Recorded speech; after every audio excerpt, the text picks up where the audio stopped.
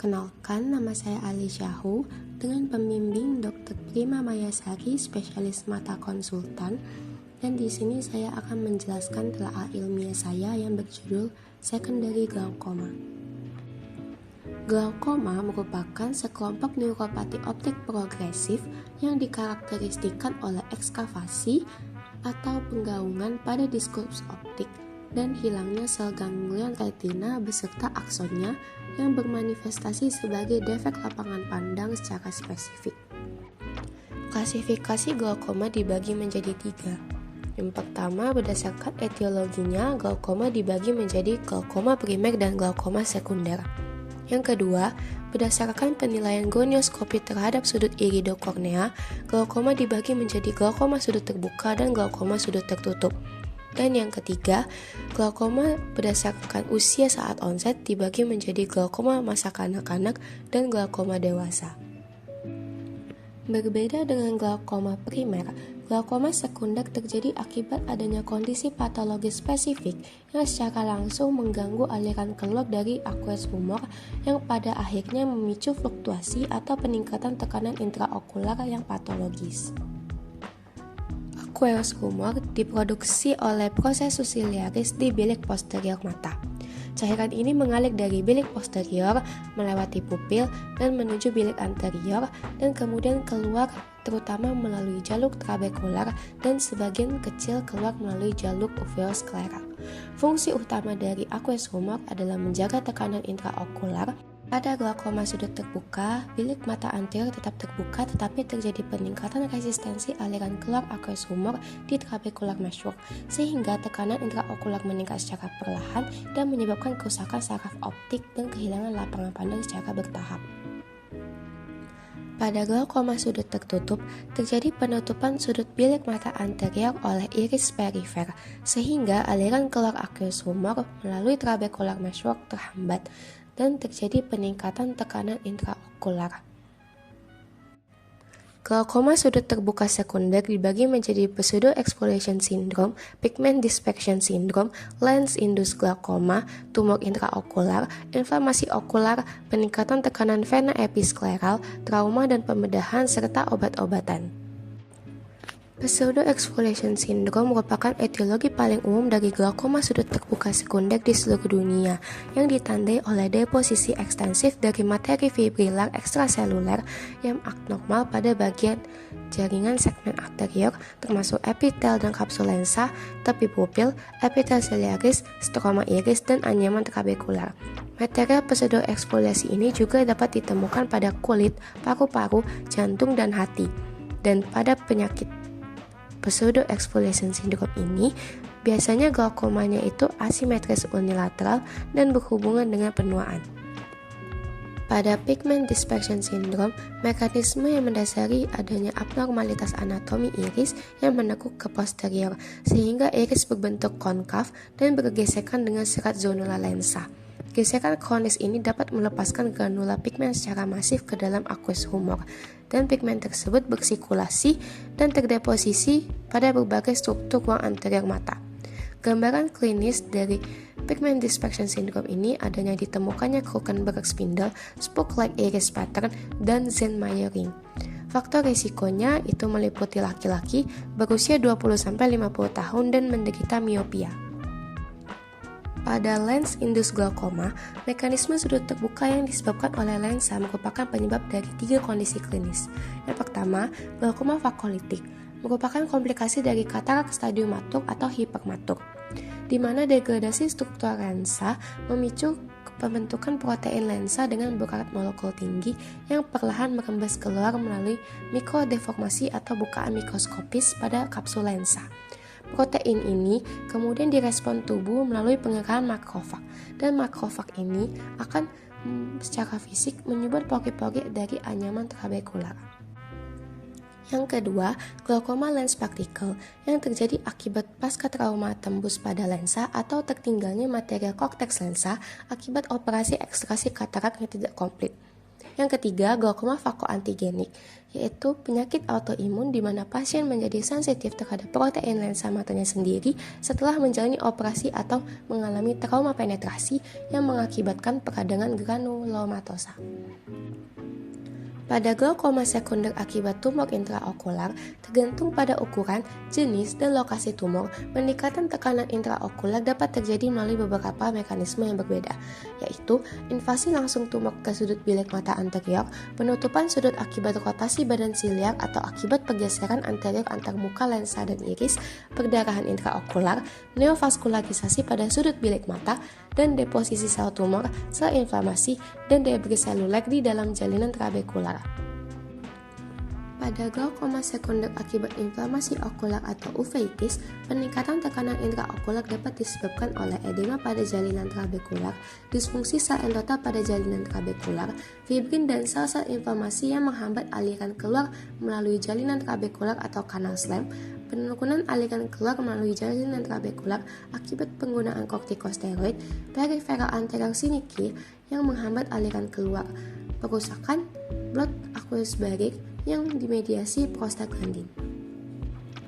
Peningkatan tekanan vena episkleral dibagi berdasarkan etiologinya menjadi dua, yaitu malformasi vaskular atau obstruksi drainase retrobulbar, fistula carotis cavernosus, varises orbital, sindrom stroke Weber, atau obstruksi vena sekunder akibat exophthalmos oftalmopati tiroid merupakan penyebab klinis yang paling umum. Pasien sering datang dengan presentasi mata merah persisten asimptomatis yang memperlihatkan pembuluh episkleral yang sangat berliku dan dilatasi. Pada glaukoma sekunder akibat trauma non-penetrasi atau trauma tumpul pada mata dapat menyebabkan berbagai kondisi pada segmen anterior yang berpotensi memicu glaukoma sekunder, termasuk peradangan, hifema, resesi sudut, dan subluxasi lensa. Pada glaukoma sekunder akibat pembedahan seperti operasi katarak, trabekuloplasti, laser periferal iridotomi, dan kapsulotomi posterior dapat menyebabkan peningkatan sementara tekanan intraokular. Implantasi lensa intraokular juga dapat menimbulkan glaukoma sekunder seperti sindrom UGH, glaukoma pigmentar sekunder, dan pseudophakic pupillary block. Selain itu, glaukoma sekunder sering menjadi komplikasi setelah penetrating keratoplasti, terutama pada pasien afakia, pseudofakia, atau graf ulang, akibat distorsi trabecular meshwork dan penutupan sudut progresif. Glaukoma sekunder akibat obat-obatan paling sering disebabkan oleh penggunaan kortikosteroid, baik topikal, periokular, intravitreal, inhalasi maupun oral. Kondisi ini terjadi akibat peningkatan resistensi aliran aqueous humor pada trabecular meshwork, sehingga meningkatkan tekanan intraokular. Risiko lebih tinggi pada pasien dengan riwayat glaukoma sudut terbuka primer, riwayat keluarga dengan glaukoma sudut terbuka primer, usia sangat muda atau usia lanjut.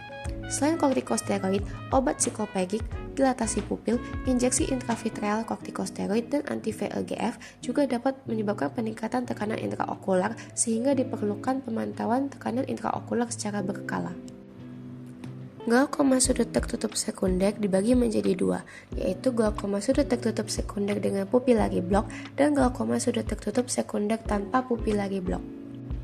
Pada glaukoma sudut tertutup sekunder dengan pupillary block, aliran aqueous humor dari bilik posterior melalui pupil menuju bilik anterior terhambat pada tingkat antarmuka lensa dan iris. Aqueous humor kemudian terperangkap di bilik posterior, sehingga menyebabkan peningkatan tekanan relatif dibandingkan bilik anterior. Akibatnya, iris perifer terdorong melengkung ke depan dan menempel pada trabecular meshwork sehingga menyebabkan penutupan sudut. Glaukoma vakomorfik terjadi ketika lensa yang mengalami pembengkakan menyebabkan blok pupil dan penutupan sudut sekunder, bahkan pada mata yang secara anatomi sebelumnya tidak memiliki predisposisi terhadap penutupan sudut. Ektopia lentis adalah pergeseran lensa kristalin dari posisi anatomis normalnya akibat putus atau tidak adanya serabut zonula. Lensa bergeser ke depan menyebabkan blok pupil, iris melengkung ke anterior, penyempitan sudut bilik mata anterior, dan terjadi glaukoma sudut tertutup sekunder. Penyebab umum subluxasi lensa meliputi sindrom pseudoexfoliasi, trauma, Marfan syndrome, homocystiuria, mikrospherofakia, Weill-Marchesani syndrome, Ehlers-Danlos syndrome, defisiensi sulfit oksidase. Penyebab tersering insufisiensi zonula didapat dan subluxensi lensa kristalin adalah sindrom pseudoexfoliasi. Mikrospherofakia merupakan suatu kelainan kongenital di mana lensa memiliki bentuk sferis atau globular yang dapat menyebabkan ektopia lentis dan selanjutnya menimbulkan blok pupil yang berakibat pada penutupan sudut. Blok pupil dapat terjadi pada mata afakia maupun pseudoafakia.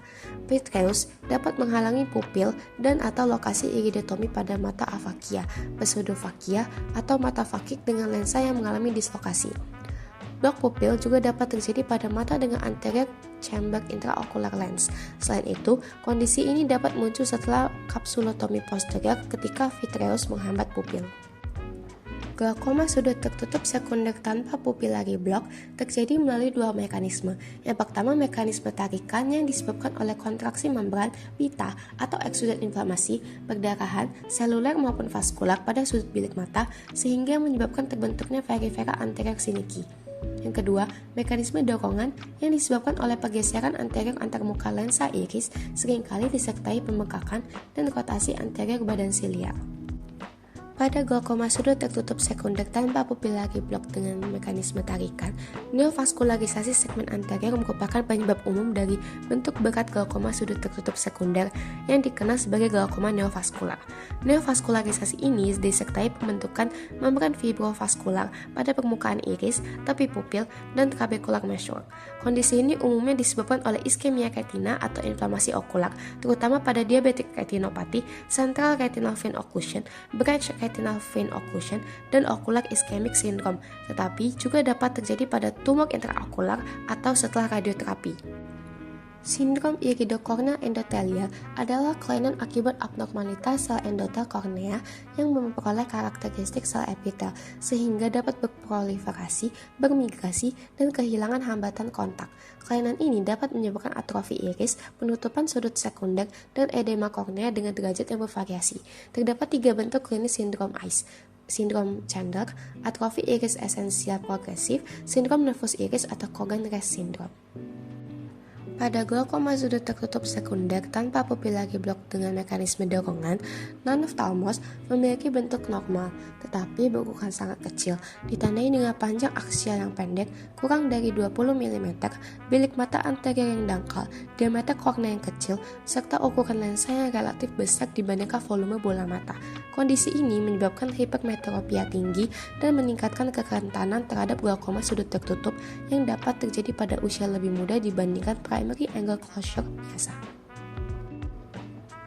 Pada glaukoma sudut tertutup sekunder akibat obat, berbagai obat okular maupun sistemik dapat menyebabkan glaukoma sudut tertutup, di antaranya obat oftalmik, obat psikiatri, obat neurologi, obat respirasi, antibiotik, diuretik, antikoagulan, dan neuromuscular blocking agent. Diagnosis dari glaukoma sekunder ini harus dilakukan secara komprehensif, mulai dari anamnesis dan pemeriksaan fisik. Pada anamnesis, dapat ditanyakan keluhan utama, riwayat perjalanan penyakit, dan riwayat sebelumnya. Pada anamnesis, riwayat keluhan dapat ditanyakan apakah ada keluhan mata merah, mata berair, kemudian juga apakah adanya pandangan seperti terowongan.